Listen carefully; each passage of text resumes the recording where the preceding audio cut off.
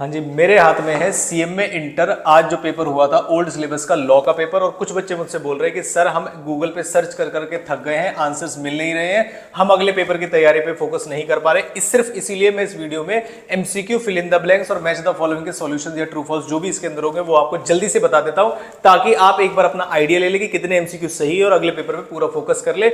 जिन बच्चों को किसी भी तरीके से ये जो वीडियो सॉल्यूशन वाली होती है वो डिस्ट्रैक्टिंग लगती है, तो आप इस वीडियो को आगे ना देखें और अपने अगले पेपर की तैयारी कर दे। मेरे से ज्यादातर बच्चों ने बोला है कि सर आप फटाफट से इसके एमसीक्यूज और वगैरह के जो आंसर है वो डाल दीजिए, ताकि हम अगले पेपर पे क्लैरिटी के साथ इसको देख सके। तो मेरे ख्याल से अभी तक ये सॉल्यूशन वगैरह वीडियो अभी तक अपलोड नहीं होती, और सीएमए में जनरली जो टीचर्स होते हैं वो नहीं करते हैं अपलोड, ना पेपर के दौरान ना पेपर के बाद। सीए में काफी सारे टीचर्स अपलोड करते हैं, तो सीएमए वाले बच्चे इस तरीके से रह जाते हैं, जो कि अब ऐसा नहीं होगा। मैं सॉल्यूशंस आपको फटाफट से बता देता हूं। देखिए, सबसे पहले एमसीक्यू वाले पार्ट पे आ जाते हैं। एमसीक्यू वाले पार्ट में क्या क्या आंसर होने चाहिए वो मैं आपको फटाफट से बता देता हूं। देखिए, ये पहला क्वेश्चन था नेगोशिएबल इंस्ट्रूमेंट्स में, लायबिलिटी ऑफ श्योरिटी। श्योरिटी मतलब जो गारंटी देता है। When the principal debtor fails to pay the debt, किसको पैसे देंगे? तो ये सिंपल क्वेश्चन था।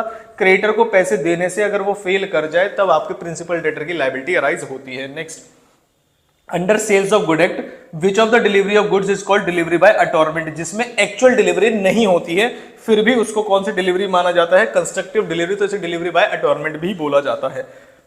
तो ये बच्चे जो डिटेल में नहीं पढ़ते, ऊपर ऊपर से पढ़ लेते हैं, उनके लिए एमसीक्यू थोड़ी सी दिक्कत वाली बात हो गई होगी। वैसे मैं आपको बता दूं, पेपर ओवरऑल मुश्किल पेपर था। ओल्ड सिलेबस में आने वाले सभी पेपर मुश्किल होंगे, ये आप पहले से मान के चलिएगा।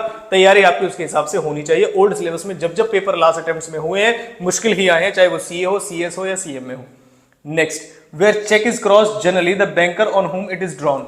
जब चेक जनरली ड्रॉ होता है, जनरली क्रॉस होता है, तो इसका मतलब आपको उसी किसी भी बैंक को पेमेंट करनी है।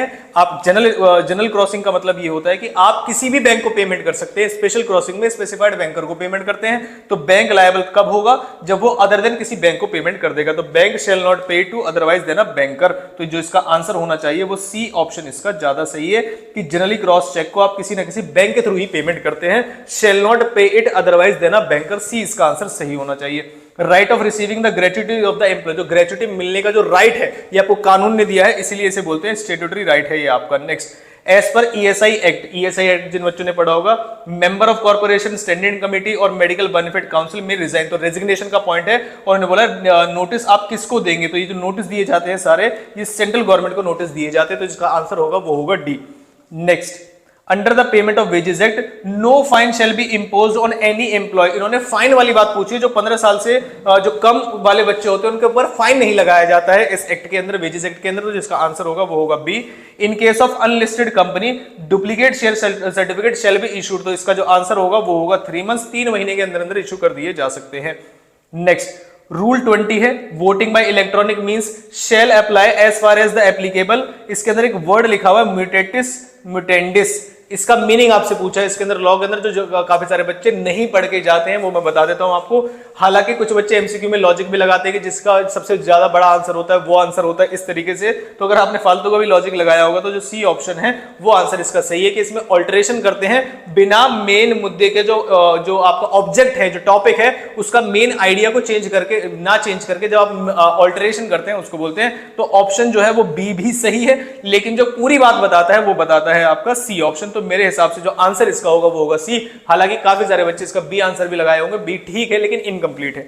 Next, if the registration of charge is not done in 30 days, अगर 30 दिन के अंदर आपने रजिस्ट्रेशन नहीं किया है तो रजिस्ट्रार आपको अलाउ कर देगा डिले, लेकिन कितने दिन से ज्यादा कर नहीं कर पाएगा? 300 दिन से ज्यादा कर नहीं कर पाएगा। वो आपको 300 दिन तक का समय दे सकता है। आप चार्ज के रजिस्ट्रेशन वाले चैप्टर में पढ़ा होगा आपने। Next, a proper foundation of ethics require standard of. मेरे हिसाब से इसका आंसर वैल्यू होना चाहिए था, आप एक बार चेक करके देख सकते हैं इसका आंसर क्या है, वैल्यू इसका आंसर होना चाहिए। नेक्स्ट, अब आते हैं मैच द फॉलोइंग में। मैच द फॉलोइंग में पहले मैं सिंपल मैच द फॉलोइंग लगवा देता हूं। देखो, एनुअल रिटर्न कंपनीज एक्ट के 92 सेक्शन में जाती है, ये सिंपल है। आईएनसी इनकॉर्पोरेशन है तो आपको यहीं से पता चल गया होगा, जो इनकॉर्पोरेशन है वो सर्टिफिकेट ऑफ इनकॉर्पोरेशन, आईएनसी का मतलब ही इनकॉर्पोरेशन होता है, तो कॉमन सेंस से भी लगा सकते थे आप। फिर आते हैं सिग्निफिकेंट इन्फ्लुएंस पे, तो आपको पता होगा जब आप कंपोजिशन ऑफ या तो टोटल शेयर कैपिटल का या बोर्ड ऑफ डायरेक्टर्स के अपॉइंटमेंट रीअपॉइंटमेंट वाले केस में जो 20% से ज्यादा एटलीस्ट 20% होता है उसे सिग्निफिकेंट इन्फ्लुएंस बोलते हैं। तो ये जो 3 टॉपिक थे इसके डायरेक्ट आंसर्स थे आपके, जिसमें आपको कोई दिक्कत नहीं आनी चाहिए थी। फिर आते हैं नए वर्ड्स पे, मान लीजिए क्रेचिस लिखा हुआ और एजेंट का लियन लिखा हुआ है। अब एजेंट आपको पता है कौन से एक्ट में होता है, एजेंट होता है कॉन्ट्रैक्ट एक्ट में, जो आप यहां से मैच कर सकते हैं। तो जो इसका आंसर होगा वो होगा ई। और लास्ट में अगर मान लीजिए इस वर्ड का आपको मतलब भी नहीं पता था तो लास्ट वाले ऑप्शन से आप इसका आंसर लगा सकते थे। तो मेरे हिसाब से जो भी इसके अंदर मैच द फॉलोइंग थे बिल्कुल भी डिफिकल्ट नहीं थे। सेक्शन लिखे हुए उनकी बातें लिखी हुई बड़े सिंपल मैच द फॉलोइंग है। अब मेरे हिसाब से आपको गलत नहीं करके आना चाहिए था किसी भी केस के अंदर। मुझे बताइएगा जो बच्चे देख रहे हैं कि आपके एमसीक्यू कितने सही है, ट्रू फॉल्स कितने सही है, और फटाफट से अपने अगले पेपर की तरफ लग जाइएगा। Next, state whether the following statements are true और फॉल्स आपको बताना है, और उन्होंने बता दिया है कि आपको कोई एक्सप्लेनेशन नहीं देनी, आप बस लिख सकते हैं ट्रू और फॉल्स, और बिना किसी इस पूरे वर्ड्स को लिखे हुए उन्होंने क्लियर आउट कर दिया है। Promise in return of promise means cross promise. एक प्रॉमिस के बदले में जो प्रॉमिस देते हैं उसे क्रॉस प्रॉमिस नहीं काउंटर प्रॉमिस बोलते हैं। मेरे हिसाब से ये होगा फॉल्स। जब एक प्रॉमिस आप दूसरे प्रॉमिस को करते हैं, इसका मतलब without knowing of original offer, offer से रिलेट करके आप इसको बता सकते हैं, तो मेरे हिसाब से फॉल्स होगा। आपका क्या ओपिनियन है आप बता सकते हैं मुझे। Buyer is not to reject the goods. Buyer entitled नहीं है रिजेक्ट गुड्स करने के लिए in case there is breach of warranty. ये आपको पता होगा कि ब्रीच ऑफ कंडीशन में ही गुड्स को रिजेक्ट कर सकते हैं, डैमेजेस को क्लेम कर सकते हैं, लेकिन वारंटी के केस में गुड्स को रिजेक्ट नहीं कर सकते, हाँ सिर्फ डैमेजेस क्लेम कर सकते हैं। तो ये वाली बात भी फॉल्स है। काफी सारे बच्चे जो पॉइंट नंबर फर्स्ट है इसे ट्रू लगा के आए होंगे, मुझे पता है इसका रीजन आप क्यों लगा के आए होंगे। Next, an outgoing partner may carry on business use the firm name. क्या आप फर्म के नेम को यूज कर सकते हैं? Answer is yes. बस फर्म के कस्टमर्स को सॉलिसिट नहीं कर सकते, अदरवाइज आप यूज कर सकते हैं फर्म का नेम, कोई दिक्कत वाली बात नहीं है। तो मेरे हिसाब से ये पार्टली ट्रू होना चाहिए, फॉल्स भी हो सकता है। मैं इसको लेकर श्योर नहीं हूं कि उन्होंने किस सेंस में इसको लिखा है, क्योंकि फर्म के कस्टमर्स को सॉलिसिट नहीं कर सकते, तो पूरी बात इनको बतानी चाहिए थी। अगर आप ज्यादा मेरे से आंसर पूछना चाहते हैं तो फॉल्स की तरफ मेरे हिसाब से इंस्टीट्यूट ज्यादा जाएगा।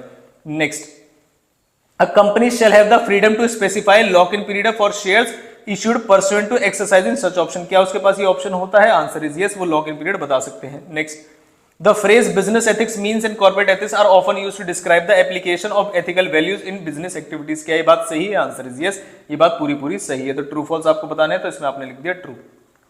नेक्स्ट, ट्रू लिखना है, पता नहीं क्या लिख दिया, true.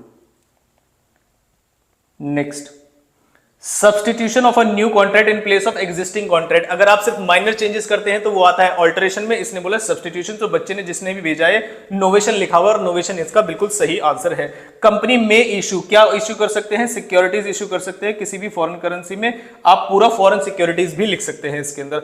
No company shall issue any debenture carrying any, क्या बोलते हैं इसको? Voting rights. किसी भी तरीके के कोई भी डिवेंचर इशू नहीं कर सकते आप जिनके पास वोटिंग राइट्स हो। तो मेरे हिसाब से फिल इन द ब्लैंक्स जो है वो ज्यादा डिफिकल्ट होता है, क्योंकि आपको एग्जैक्ट वर्ड वहां पर लिखना होता है। Next, the term of the members of council shall be. तो कितने साल की होगी टर्म? तो 4 साल की होती है।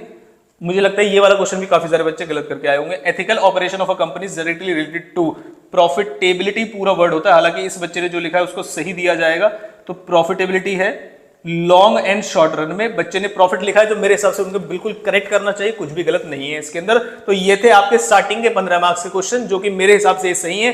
1-2 क्वेश्चन हो सकता है आपके इंस्टीट्यूट का और मेरा आंसर डिफर कर जाए, लेकिन आप ऐसा मान के चलेगा ये सिर्फ 1-2 में ही पॉसिबल है। बाकी जो भी आंसर है वो टू द पॉइंट सही है। 1-2 माइनर मिस्टेक्स जो है इंस्टीट्यूट क्या स्टैंड पॉइंट लेता है पार्टली ट्रू वगैरह वाले पॉइंट में, तो वो एक बार देखने वाली बात होगी। अब आप इसके अलावा ना गूगल सर्च करिए ना यूट्यूब सर्च करिए, आपको ये वीडियो मिल गई, आपने मैच कर लिया, आपने आइडिया लगा लिया, अब आप अपने पेपर की तरफ लग जाइए।